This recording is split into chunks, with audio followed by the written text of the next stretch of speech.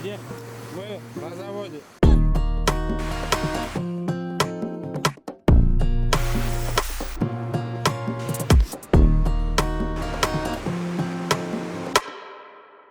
Ал барлықтарыңызға ассалаумағалейкум. Біз бүгін кезекті өзіміз жобамыз жасауға келдік. Қазір заводқа келіп отырмыз. Осы заводқа да біз әдемі визуал жасауға келіп тұрмыз. Қазір сіздерге бүкіл этапты көрсететін боламыз.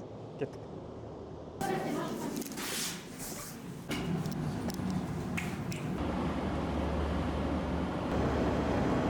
Ал енді заводқа кіру үшін осындай сіздерге киім береді арнайы, техникалық қауіпсіздікті сақтау үшін. Біз енді кеттік.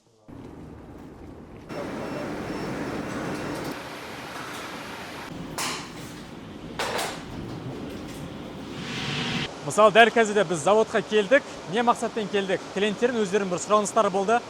Олар айтады, бізде әр техниканың өзінің қауіпсіздік ережелері бар. Сондықтан да бізге қазір келді, айтты, адамдарға әр қайсыны түсіндірмес үшін бізге бір системді түрде, жүйелі түрде бір курс керек болды.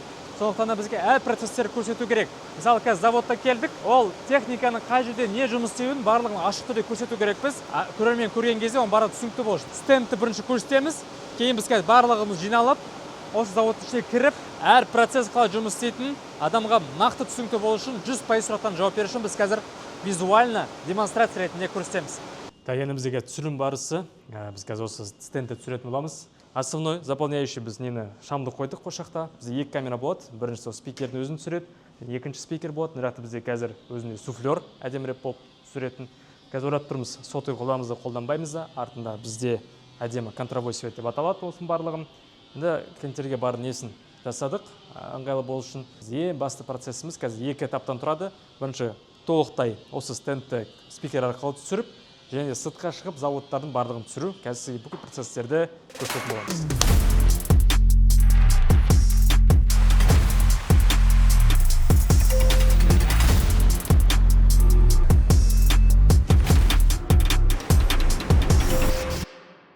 Мысалы сұрақ қояды, біз қазір курс түсіруге келдік, ол жақта қандай сценарий болуы мүмкін. Енді сценарийға біз қалай әсер етеміз? Ол жақта көптеген өзінде нелері бар, процесстері бар. Структурасы, подачасы, сценарийдегі ол әртүрлі әр клиенттерге. Фильмдағындай развязкасы, кульминациясы және выводтары бар.